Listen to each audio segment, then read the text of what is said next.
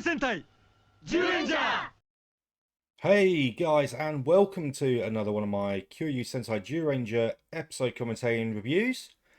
This time, episode 39, A Subterranean Beast's Tears. Let's get into the episode.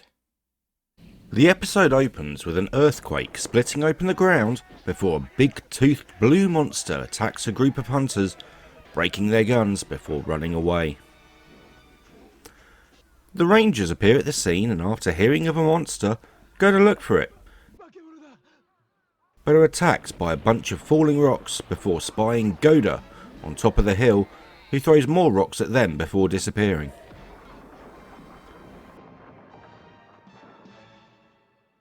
Bandora sees it running through the woods, claiming it to be a creature of legend, and with its power they will destroy Daijujin.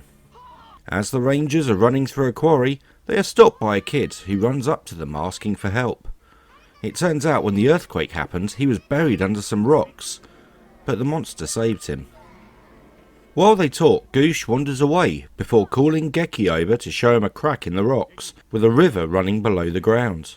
Geki recalls the local legend about the monster Goda and figures the earthquake must have awakened it. Meanwhile, Bandora's minions are hunting for Goda when Buckback and Totopat find some eggs, which they quickly break open and eat, just before Goda appears. When it sees the broken eggs, it becomes enraged, but Grafforza sees the Rangers in the distance and says they are the ones who broke the eggs. Goda attacks the Rangers, and overwhelmed by its power, the team transform, but are still no match. Bandora's minions turn up and repeat that the Rangers broke Goda's eggs and encourage it to attack them. It throws boulders at them before Grafforza blasts them, sending them flying off a cliff, and they power down on landing. As they celebrate beating the Rangers, Goda walks away.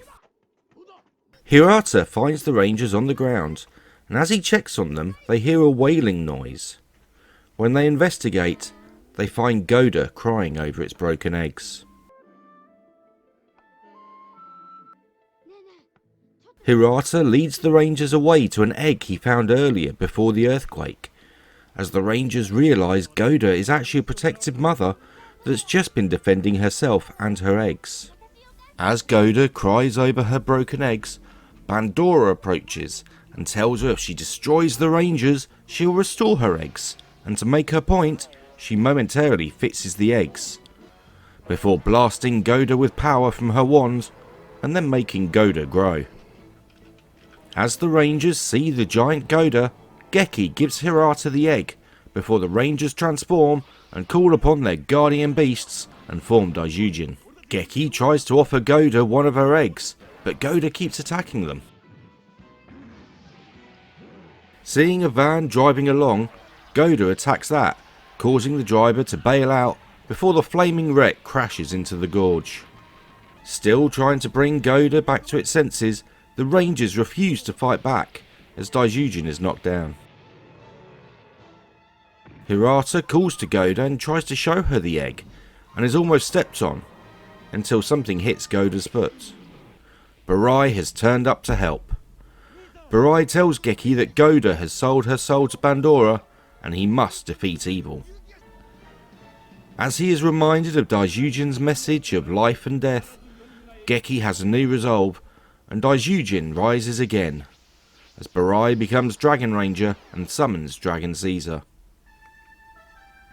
Dragon Caesar blocks Goda's path to the dam, and the two fight as Daijujin arrives and they form Goryujin. With Tyrannosaurus and Goryujin fighting together, they use Dragon Antler on Goda and destroy her, protecting the dam. Later, the Rangers are at the grave of Goda, as Hirata holds the remaining egg, promising to look after it, as Hirata and the Rangers stand together in silence as the episode ends. Okay, guys, so that was a bit of an episode with a difference. Again, it's not an actual door monster, which we had with the Jin and I think it was a troll or a dwarf or whatever it was, or elf. The one that sucks everything into glass jars. This is just an innocent creature. And, you know, it's a creature of legend. And it's the mother just trying to look after her eggs. Which, obviously, Buckback and Tosspat just eat. And then blame it on the Rangers. And, of course, you know, they're already chasing after this monster purely because it's, like, you know, it looks scary. It's got big teeth and all the rest of it. And, you know, I mean, don't judge a book by its cover, I guess, is the lesson for this episode. But yeah, the fact that they're able to manipulate this monster, for lack of a... Well, no, I don't even want to call it a monster, because it is just a mother. It's basically peaceful until then. So this creature, you know, it's manipulated by Grafforza, Buckback and Tosspat. And, you know, as Barai points out later on, it's sold to Pandora because it thinks it's got nothing left to, like, live for. It's, you know, it's devoted to its eggs, and the eggs are gone.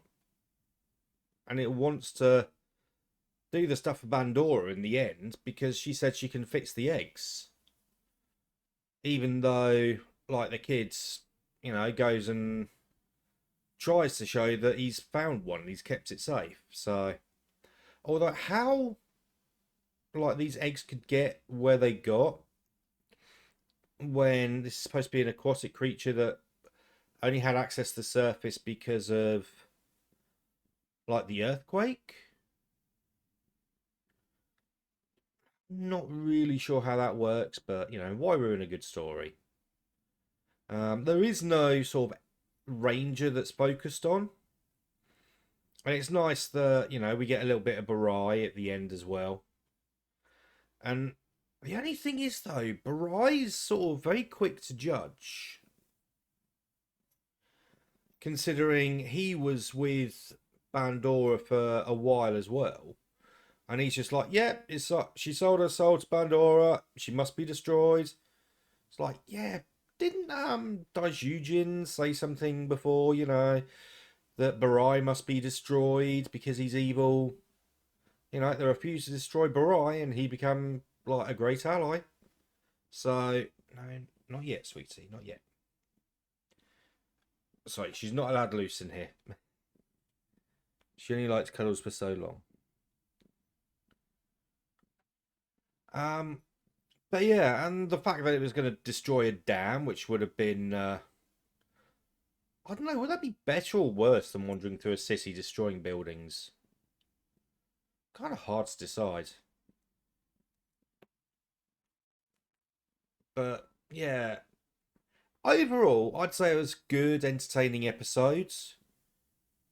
Probably only like the third, maybe fourth time that the monster of the week isn't a Dora monster. It is just another creature or genie. And yeah, it's a bit of a sadder episode. And it does make me wonder what's going to happen when that kid hatches the egg. Because his mum's not going to be happy with some big-toothed blue monstery creature as a pet. If nothing else, there's probably going to be a lot of fish that they're going to need to buy.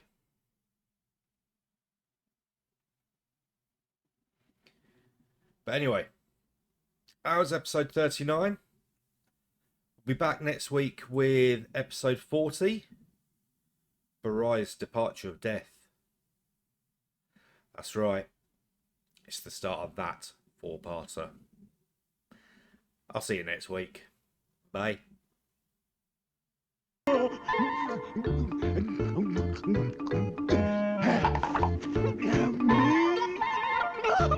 Minor!